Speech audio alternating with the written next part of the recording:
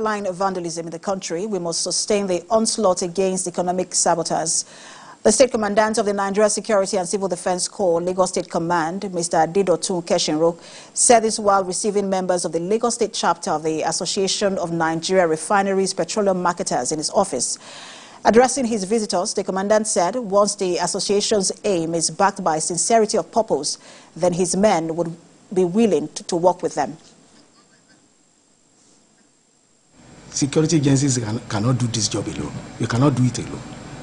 So having an association with a focus primarily on this area is very, very good for us, because it is going to help us to achieve our objective in safeguarding this critical infrastructure very, very well. I'm also very happy that you have your presence in all the local governments of the Federation. Your partnership is highly essential and mostly needed at this point, because if we observe, we'll discover that what federal government is losing day by day through this act is becoming more alarming. The Deputy Governor of Lagos State, Obafemi Hamzat, has met with the Federal House of Representatives Committee on Reformatory Institutions, led by the Chairman, Chinedu Oga, on Thursday. The committee's visit focused on improving Lagos State's institutions, prioritizing adequate care for inmates, effective rehabilitation programs, pardon, and addressing overcrowding in the state's correctional centers. The ultimate goal is to promote successful reintegration into society, empowering individuals with necessary skills and support to lead a productive life upon release. The team also discussed relocating the Ikoyi prison, a 61-year-old facility situated in an upscale area of Lagos Island. Most of those people that are incarceration need the attention of the state government. They need the attention of the state government. For those alive to be given a pardon, we need the attention of the state government to rehabilitate. Include the access road leading to the correction centers in that Apapa is impossible. I think if you can help us by even documenting and writing to the government to say we have X number, but out of that X, why are people that can be free today because of 2,000, 3,000, whatever. So that's something we can take care of. And also the movement of the prison. It's something that we have been looking out for a long time. Because like you said, it's really in the art of Ikoyi, and in fact we found a location. So I think it's something we'll be working with the Ministry of Interior and of course the controller to see how, because we just need to agree on that location. The United Nations Children Fund is collaborating with the Northeast governors to address a daily increase of Nigerians' children living in poverty. Speaking in Gombe at the Northeast East Zonal Policy Dialogue on Social Budgeting for Children, UNICEF Chief of Field Office, Bauchi, Mr. Mohammed Comfort, wants governors in the region to allocate more funds for children development. Senior reporter Wolabi Adenusi filed in this report. Gathered in this hall are commissioners for budget in the 6 states that make up the Northeast region. This meeting by UNICEF aims at supporting children's well-being and rights with a focus on social budgeting for child-sensitive. Declaring the 2 days workshop open, the UNICEF Chief of Field Office Bauchi, Muhammad Kamfoot, raises concern over the poverty rate among children. Despite the global agency to address child poverty, children have often been overlooked in poverty reduction initiatives.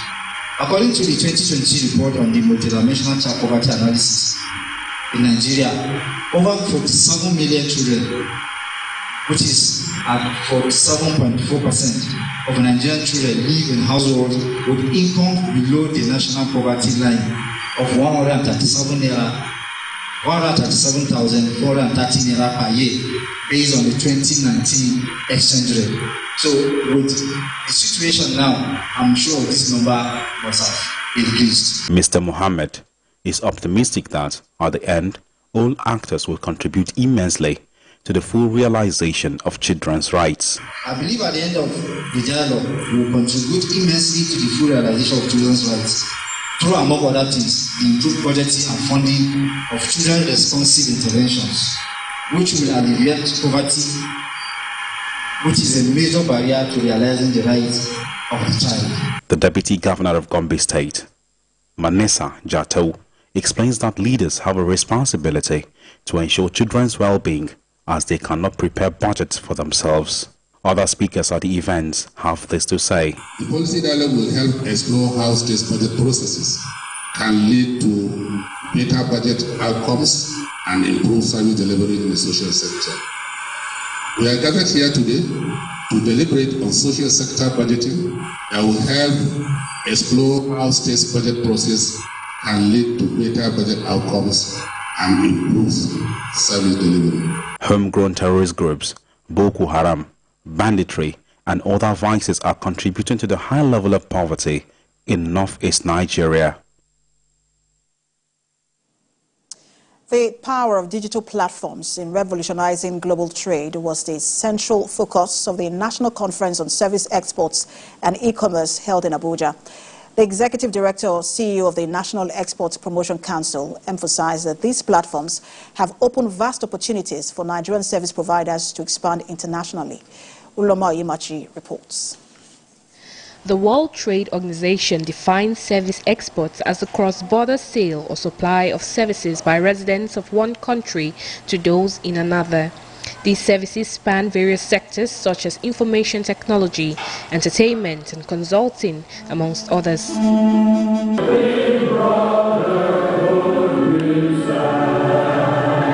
With its vast potential, Nigeria is well positioned to generate significant revenue from service exports. This conference, themed Charting the Course for Nigeria's Service Export, aims to explore and maximize that potential. Anywhere you go right away, from Europe to the US to Asia, they are talking about service export. World global service exports as of 2022 came as $7.1 trillion. And for Africa, it was $132 billion just for services.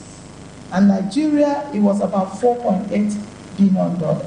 The Minister of Industry, Trade and Investment also reaffirmed the federal government's commitment to promoting e-services across borders. Nigeria must proactively invest in the right infrastructures, provide robust support systems, and implement policies that empower service providers to thrive in the digital marketplace. The federal government, particularly the Federal Ministry of Industrial Investment, and in collaboration with the Nigerian Export Promotion Council, is committed to creating an enabling environment for this vision to be realized. Several key stakeholders in the export sector further highlighted the importance of continuous collaboration to propel Nigeria's service exports to greater heights. We will not be serious if we do not promote service exports. India in 2023 generated $358 billion just from service exports. This conference presents an opportunity to attract foreign investments and stimulate innovation, aligning with the goals of both OGSA and NEPC, and also the Renewed Hope agenda. At the end of the day, panel discussions and deliberations from this conference are expected to provide concrete solutions to the challenges that we face in the Nigeria service export sector, including lack of infrastructure and bad policy making. Uloma Oyemachi, TVC News, Abuja.